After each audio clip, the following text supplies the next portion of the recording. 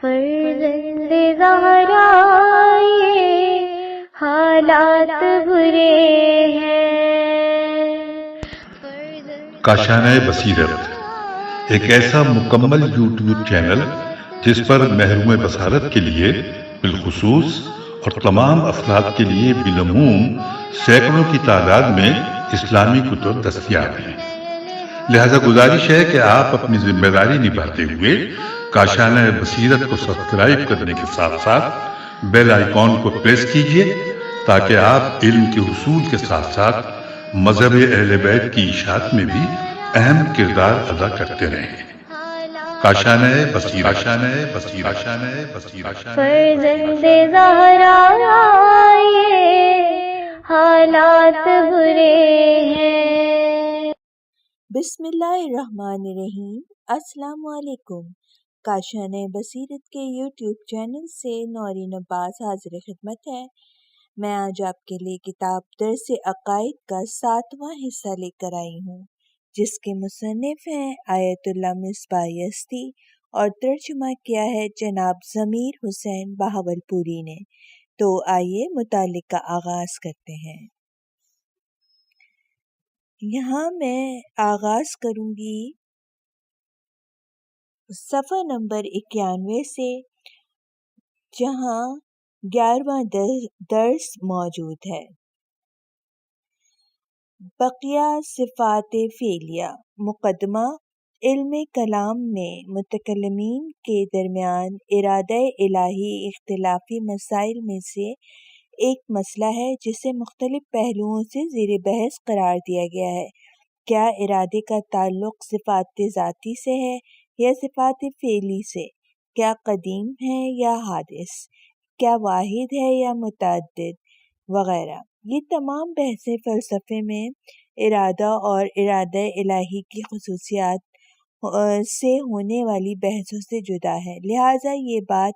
روشن ہے کہ ایسی بحث کو اس کتاب میں ذکر کرنا مناسب نہیں ہے۔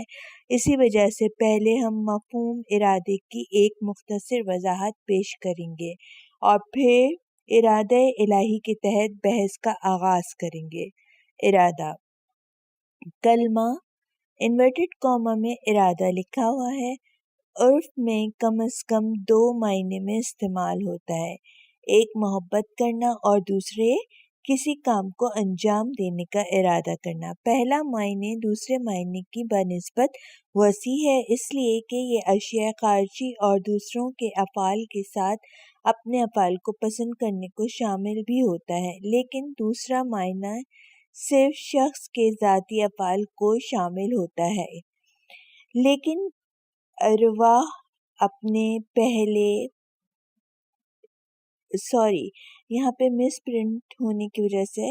میں غلط پڑھ پا رہی ہوں، میں آپ کو اسپیلنگ کر کے بتا دیتی ہوں۔ الف رے دال الف ہے، اردہ اپنے پہلے معنی کے مطابق۔ ارادہ اپنے پہلے معنی کے مطابق محبت، اگرچہ انسان کے لیے ایک نفسانی کیفیت ہے، لیکن عقل عیب و نقص کو برطرف کر کے ایک عام مفہوم حاصل کر سکتی ہے کہ جسے جوہری موجودات کے ساتھ خدا پر بھی اطلاق کیا جا سکے، جیسا کہ علم کے ساتھ یہی ہوا ہے۔ اسی وجہ سے حب، محبت کو صفات ذاتیہ میں شمار کیا جا سکتا ہے، جو کہ خود اپنی ذات سے محبت الہی پر قابل اطلاق ہے۔ لہٰذا اگر ارادہ الہی کا مطلب حب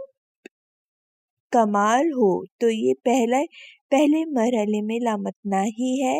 کمال الہی سے متعلق ہوتا ہے۔ یہاں انڈر لائن ہوئی ہوئی ایک سطر جو میں آپ کو پڑھ کے سناتی ہوں، جیسے کہ یہ آیت شریف تریدون ارض الدنیا واللہ یرید الآخرہ، سورہ انفال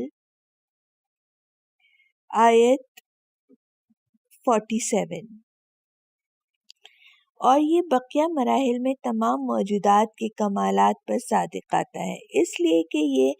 اسی کے کمال کے آثار ہیں۔ اس بنا پر اس صفات ذاتیہ کا حصہ قدیم واحد اور عین ذات مقدس الہی مانا جا سکتا ہے، لیکن ارادہ بمعنی کسی بھی امر کو انجام دینے کا قصد کرنا بغیر کسی شک کے صفات فعلیہ میں داخل ہے، جو امر حادث سے متعلق ہونے کی وجہ سے قیود زمان میں مقید ہے، جیسے کہ قرآن میں وارد ہوا ہے کہ انما امرہ اذا اراد شیئن ان یقول لہ کن فیکون۔ ترجمہ، اس کی شان تو یہ ہے کہ جب کسی چیز کو پیدا کرنا چاہتا ہے تو وہ کہہ دیتا ہے کہ ہو جا تو فوراً ہو جاتی ہے، لیکن خدا نے متعال کا صفات فعلیہ سے متصف ہونے کا مطلب یہ نہیں ہے کہ ذات الہی میں کوئی تبدیلی واقع ہو یا کوئی صورت عرضی اس کے وجود میں ظاہر ہو، بلکہ اس کا مطلب یہ ہے کہ ذات الہی اور اس کی مخلوقات کے درمیان شرائط اور ایک خاص نظریے کے تحت ایک نسبت لحاظ کیا گیا ہو، وہ ایک خاص مفہوم اضافی کو صفات فعلیہ عنوان سے اخذ کیا گیا ہو۔ مفہوم ارادہ کے تحت اس رابطے کو پیش نظر رکھا جاتا ہے کہ ہر مخلوق چونکہ صاحب کمال ہے اور اس کی خلقت میں مصلحت و حکمت کار فرما ہے، اس لیے خلق ہوئی ہے، لہٰذا اس کا ایک خاص زمان و مکان اور کیفیت میں واقع ہونا علم خدا اور محبت الہی سے متعلق ہے کہ جس کو اس نے اپنے ارادے سے پیدا کیا ہے، نہ یہ کہ کسی نے اس کو مجبور کیا ہے۔ جب اس رابطے کا لحاظ کیا جاتا ہے تو ایک مفہوم اضافی اور نسبتی بنام ارادہ حاصل ہوتا ہے جو شے محدود سے تعلق کے اعتبار سے کچھ حدود و قیود کا حامل ہے، اور یہ وہی مفہوم اضافی ہے جو حدوث و کثرت سے متصف ہے، اس لیے کہ اضافت تابع طرفین ہے اور ان دونوں طرفوں میں سے کسی ایک کا حدوث اور کثرت سے متصف ہونا اوصاف کا اضافت کی طرف سرایت کرنے کے لیے کافی ہے۔ حکمت، جو وضاحت ارادہ الہی کے تحت پیش کی گئی ہے، اس کے مطابق یہ بات روشن ہو گئی ہے کہ یہ ارادہ یوں ہی کسی بھی شے کے ایجاد سے متعلق نہیں ہوتا۔ یہاں انڈر لائن کی ہوئی ہے سورہ یاسین آیت 82، بلکہ جو شے بھی ارادہ الہی کے متعلق بنتی ہے اس میں خیر اور کمال کی حکمت پائی جاتی ہے، اور چونکہ مادیات کا تزاحم بعض کا بعض دوسرے کے ذریعے نقصان کا موجب ہوتا ہے، محبت الہی کا کمال کے سلسلے میں تقاضا یہ ہے کہ ان سب کی پیدائش اس طرح ہو کہ انہیں زیادہ سے زیادہ خیر و کمال مل سکے۔ ایسے روابط کو میزان پر قرار دینے سے مفہوم مصلحت سمجھ میں آتا ہے، وگرنہ مصلحت مخلوقات کے پائے جانے کے سلسلے میں کوئی مستقل امر نہیں ہے کہ جو ان کی پیدائش میں براہ راست اثر انداز ہو، چہ جائے کہ وہ ارادہ الہی میں اثر گزار ہو۔ نتیجہ، افعال الہی اس کی صفات ذاتیہ جیسے علم و قدرت، خیر و کمال سے محبت جیسی چیزوں سے مترشح ہے، م ت ر ش ہ ہوتا ہے، اور ہمیشہ کسی مصلحت کے پائے جانے ہی کی صورت میں متحقق ہوتا ہے تاکہ زیادہ سے زیادہ کمال و خیر حاصل ہو سکے، لہٰذا ایسے ارادے کو ارادہ حکیمانہ کا نام دیا جاتا ہے، اور یہیں سے مقام فعل میں خدا کے لیے ایک دوسری صفت بنام حکیم ہونا سمجھ میں آتا ہے، اور بقیہ صفات فعلیہ کی طرح اس کی بھی بازگشت صفات ذاتیہ کی طرح ہوتی ہے۔ البتہ یہ بات روشن ہے کہ مصلحت کی خاطر کسی امر کو انجام دینے کا مطلب یہ نہیں ہے کہ مصلحت خدا کے لیے علت غانی ہو، بلکہ وہ ایک فرعی ہدف ہے، لیکن امور کو انجام دینے میں علت غائی وہی اس کا ذاتی ولا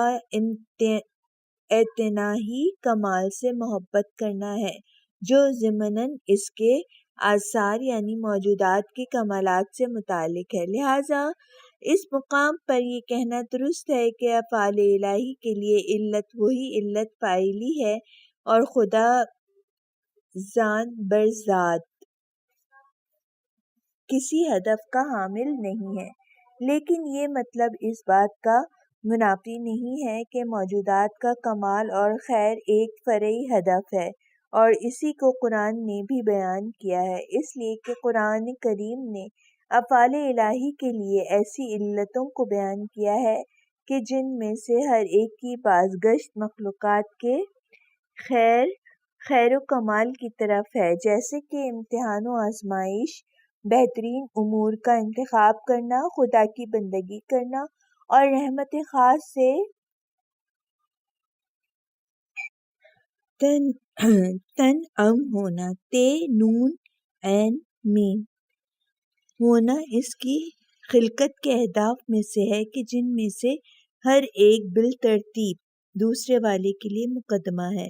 کلام الہی خدا کی ذات سے نسبت دیے جانے والے مفاہیم میں سے ایک مفہوم تکلم ہے، اور ہمیشہ کلام الہی کے سلسلے میں متکلمین کے درمیان بحث ہوتی رہی ہے، یہاں تک کہ یہ بھی کہا گیا ہے کہ علم کلام کا کلام نام سے شہرت پانا اس وجہ سے ہے کہ اس علم کے اصحاب علماء متکلمین کلام الہی کے تحت بحث کرتے ہیں۔ شاعرہ اسے صفات ذاتیہ میں سے ہے اور معتزلہ صفات فعلیہ میں سے شمار کرتے ہیں۔ ان دو گروہوں کے درمیان شدید اختلاف کا باعث یہی مسئلہ قرار پایا۔ قرآن مجید کلام الہی ہے، ایسی صورت میں یہ مخلوق حادث کے ہے، یہ غیر مخلوق یعنی قدیم، اس سلسلے میں بڑی بحثیں ہوئی ہیں۔ بسا اوقات اسی موضوع کی وجہ سے ایک دوسرے کو کافر کہا گیا۔ صفات ذاتیہ اور فعلیہ کی بیان کی گئی تعریفوں کے پیش نظر یہ اس مسئلے کو بآسانی درک کیا جا سکتا ہے کہ تکلم فعل کی صفات میں سے ہے کہ جسے وجود بخشنے کے لیے ایک مخاطب کی ضرورت ہے، نہ کہ کہنے والے کے مقصود کو آواز یا مکتوب یا اپنے ذہن میں کسی مفہوم یا کسی اور راستے کے ذریعے درک کیا جا سکے۔ در حقیقت یہ مفہوم اس رابطے کے ذریعے حاصل ہوتا ہے جو خدا کسی حقیقت کو اپنے بندے کے لیے آشکار کرنا چاہتا ہے، اور بندے میں اس حقیقت کے درک کرنے کی طاقت پائی جاتی ہے، مگر یہ کہ تکلم کے لیے کوئی دوسرے معنی فرض کر لیے جائیں، جیسے تکلم پر قادر ہونا یا تکلم کے معنی و مفہوم جاننا،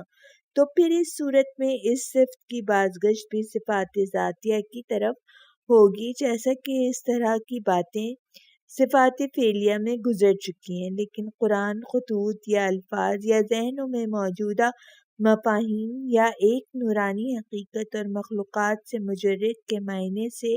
عبارت ہے، مگر یہ کہ کوئی علم الہی کو بعنوان حقیقت قرآن سمجھے تو اس صورت میں اس کی یہاں پہ انڈر لائن ہوئی ہوئی ہے ایک سطر، رجوع کریں سورہ ہود آیت 2، سورہ ملک آیت 2، سورہ کہف آیت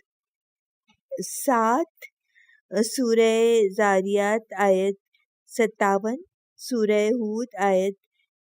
108، سورہ جاثیہ آیت 23، سورہ آل عمران آیت 15، سورہ توبہ آیت 22۔ بعنوان حقیقت قرآن سمجھے تو اس صورت میں اس کی بازگشت صفت ذاتی علم کی طرف ہوگی، لیکن ایسی تعبیریں عرف کے محاوروں کے خلاف ہیں، لہٰذا ان سے اجتناب کرنا بہتر ہے۔ صدق ص ق کلام الہی اگر امر و نہی کی صورت میں بطور انشاء ہو تو یہ بندوں کے عملی وظائف کو معین کرتا ہے اور اس میں کسی قسم کے صدق و کسب سے متصف کرنے کا کوئی مقام نہیں ہے۔ لیکن اگر کلام الہی حقائق یا گزشتہ اور آئندہ حوادث کے سلسلے میں بصورت اخبار ہو تو صدق سے متصف ہے، جیسا کہ قرآن کریم میں وارد ہوا ہے وَمَنْ أَصْدَقَ مِنَ اللَّهِ حَدِيثًا، اور خدا سے بڑھ کر بات میں سچا کون ہوگا، اور اس صورت میں کوئی بھی انہیں قبول نہ کرنے پر کسی بھی قسم کا عذر پیش نہیں کر سکتا۔ یہ صفت جہان بینی کے فرعی مسائل، آئیڈیالوجی کے بہت سے مسائل کو ثابت کرنے کے لیے ایک قسم کے استدلال نقلی اور تعبدی سے متصف ہے۔ اس صفت کو ثابت کرنے کے لیے جو عقلی دلائل پیش کیے جا سکتے ہیں وہ یہ ہیں کہ کلام الہی ربوبیت الہی کی شان، جہان و انسان کی تدبیر، مخلوقات کی ہدایت اور علم و حکمت کی بنیاد پر صحیح شناخت کو مخاطبین کے لیے فراہم کرنے کا ایک وسیلہ ہے، اور اگر واقعاً سے کسی قسم کی مخالفت کا امکان ہو تو اس کا کوئی اعتبار نہ ہوگا، اس لیے کہ نقص غرض کی وجہ سے حکمت الہی کے خلاف تصور کیا جائے گا۔ انڈرلائن سورہ نساء آیت 57۔ سوالات: نمبر 1، ارادہ الہی کس معنی میں صفات ذاتیہ اور کس معنی میں صفات فعلیہ میں شمار ہوگا؟ نمبر 2، مفہوم ارادے کو بعنوان صفت فعلی جلوہ دینے کے لیے خالق و مخلوق کے درمیان کس رابطے کا لحاظ کرنا ضروری ہے؟ نمبر 3، ارادہ الہی کس طرح حدوث و کثرت سے متصف ہے؟ نمبر 4، حکمت الہی کو بیان کریں۔ نمبر 5، مفہوم مصلحت کس طرح حاصل ہوتا ہے؟ نمبر 6، کس معنی میں مخلوقات کی مصلحت، خیر اور اس کے کمال کو خلقت کا ہدف مانا جائے؟ نمبر 7، کلام الہی کی شرح پیش کریں۔ نمبر 8، خداوند متعال کے صادق ہونے پر عقلی دلائل بیان کریں۔ 12واں درس، انحراف کے اسباب کی تحقیق۔ مقدمہ: پہلے درس میں اس مطلب کو واضح کر دیا گیا ہے کہ جہان بینی خدا کی معرفت کو باعتبار کلی دو حصوں الہی اور مادی میں تقسیم کیا جا سکتا ہے، اور ان کے درمیان مہم ترین اختلاف قادر و علیم پروردگار کے وجود کا مسئلہ ہے کہ جسے ثابت کرنے کے لیے ایک طرف الہی جہان بینی ایک بنیادی اصل کے عنوان سے تاکید کرتی ہے اور مادی جہان بینی اس کا سرے سے انکار کرتی ہے۔ گزشتہ دروس میں اس کتاب کی گنجائش کے مطابق وجود خدا کے اسباب، صفات ثبوتیہ اور سلبیہ، صفات ذاتیہ و فعلیہ کے تحت گفتگو کی جا چکی ہے۔ اب اس کے بعد اس اعتقاد کے استحکام نیز مادی جہان بینی کے نقد کے لیے ایک مختصر بحث کا آغاز کرتے ہیں تاکہ الہی جہان بینی کے مقصود کے اسباب کے علاوہ مادی جہان بینی کا بطلان ثابت ہو جائے۔ لہذا پہلے ہم توحید سے انحراف اور الحاد کی جانب میلان کے اسباب بیان کریں گے اور پھر مادی جہان بینی کے اہم ترین نقطۂ ضعف کی جانب اشارہ کریں گے۔ انحراف کے اسباب۔ الحاد کی داستان تاریخ بشر میں بہت قدیمی ہے، اگرچہ ہمیشہ انسانی معاشرے میں جہاں تک تاریخ نے بیان کیا ہے خدا پر اعتقاد اور ایمان رکھنے والوں کی مثالیں زمانے قدیم سے بے شمار ہیں، لیکن اس کے باوجود انہیں لوگوں کے درمیان ملحد گروہوں کی ٹولیاں بھی نظر آتی ہیں۔ لیکن 18ویں صدی سائیوپ میں بے دینی اور الحاد کا ایک مستقل رواج شروع ہوا اور آہستہ آہستہ پورے جہان میں یہ مرض پھیل گیا۔ اگرچہ یہ طرز تفکر کلیسا اور مسیحیت کی ضد میں اٹھا تھا، لیکن اس کی موجوں نے تمام ادیان و مذاہب کو اپنی لپیٹ میں لے لیا اور مغرب سے صنعت و ٹیکنالوجی کے ہمراہ بے دینی کا یہ نظریہ دوسری سرزمینوں کی طرف بڑھتا چلا گیا، اور اس آخری صدی میں اس فکر نے افکار و اقتصادی، اجتماعی اور مارکسزم کے سائے میں تمام ممالک کو اپنی لپیٹ میں لے لیا، اور اس طرح انسانیت کے لیے ایک خطرناک صورت پیدا ہو گئی۔ اس منحرف عقیدے کی پیدائش اور اس کے رواج پانے میں بے شمار اسباب و عوامل کار فرما ہیں۔ اگر ہم ان سب عوامل کی تحقیق کرنا چاہیں تو تنہا انہی کے لیے مستقل کتاب کی ضرورت ہے، لیکن بطور کلی ان عوامل میں سے صرف 3 کی جانب اشارہ کریں گے۔ نمبر 1، روحی اسباب۔ بے دینی اور الحاد کی جانب بڑھتے ہوئے رجحانات کے اسباب ممکن ہے لوگوں کے اندر موجود ہوں، لیکن انسان اس کی طرف متوجہ نہ ہو، جن میں سے اہم ترین راحت طلبی، عیش پرستی، بے قید و بند، غیر ذمہ دارانہ زندگی گزارنا ہے۔ یعنی ایک طرف تحقیق کی زحمت، خصوصاً ان امور کے سلسلے میں کہ جس میں مادی لذت کا وجود نہیں ہے۔ اس امر سے معنی ہے کہ سست اور کاہل افراد تحقیق کے لیے آمادہ ہوں، اور دوسری طرف حیوانی آزادی سے لگاؤ اور بغیر مسئولیت و پابندی کے زندگی گزارنے کی تمنا ان کو الہی جہان بینی کی طرف مائل ہونے سے روک دیتی ہے، اس لیے کہ الہی افکار کے قبول کرنے اور حکیم پروردگار پر ایمان رکھنے کے جس کے ضمن میں متعدد عقائد جنم لیتے ہیں، ان سب کا لازمہ تمام اختیاری افعال میں انسان کی منسولیت پذیری ہے، اور ایسی منسولیت کا تقاضا یہ ہے کہ بعض مقامات پر اپنی بعض خواہشات سے چشم پوشی کی جائے اور ذمہ داریوں کو قبول کر لیا جائے، جبکہ عیاشی کے ساتھ ان ذمہ داریوں کا قبول کرنا ناسازگار نہیں ہے۔ اسی وجہ سے یہ حیوانی خواہش لاشعوری طور پر اس امر کا سبب بنتی ہے۔ ان تمام مسئولیتوں، ذمہ داریوں کو قبول نہ کیا جائے اور سرے سے خداوند عالم کے وجود ہی سے انکار کر دیا جائے۔ الحاد اور بے دینی کی جانب میلانات کے اور دوسرے نفسیاتی عوامل بھی جو بقیہ عوامل کے تعاقب میں ظاہر ہوتے ہیں۔ نمبر 2، اجتماعی اسباب۔ بعض معاشروں میں پیش آنے والے وہ غیر مطلوب حالات کہ جن کی پیدائش میں دینی رہبروں کا خاص کردار ہوتا ہے۔ یہاں ایک سطر انڈرلائن کی گئی ہے جو میں آپ کی زیر سماعت لا رہی ہوں۔ استاد شبیر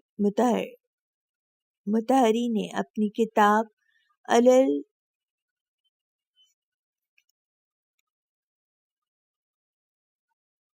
الگرانش مادی گری میں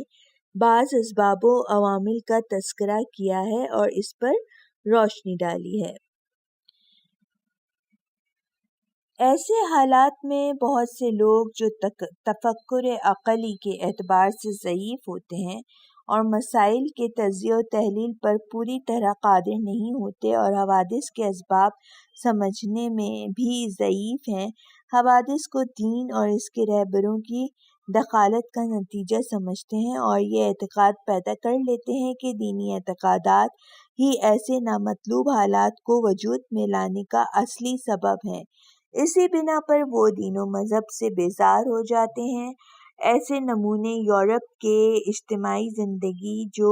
عہد رنسانس میں پیش آئے ملاحظہ کیے جا سکتے ہیں۔ کلیسا کے سائے میں مذہبی، حقوقی اور سیاسی عنوانات کے تحت پادریوں کی ناشائستہ حرکات مسیحیت سے بیزاری بلکہ دین و دینداری سے بطور کلی قطع تعلق ہونے کا سبب بنے۔ دینی رہبروں کے لیے ایسے اسباب کا جاننا نہایت ضروری ہے تاکہ وہ اپنے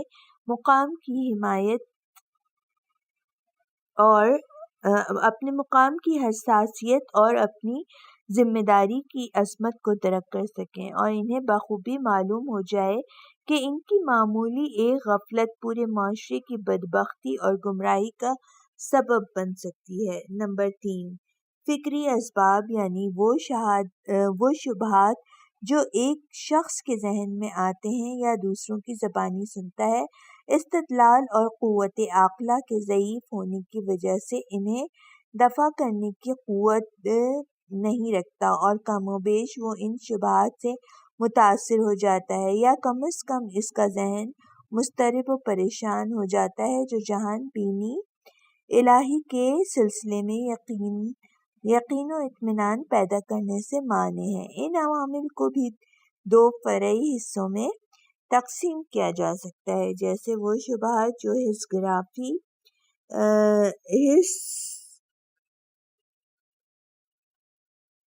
گرائی پر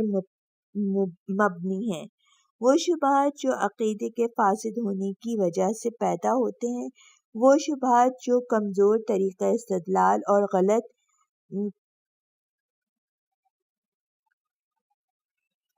سامعین یہاں پہ یہ لفظ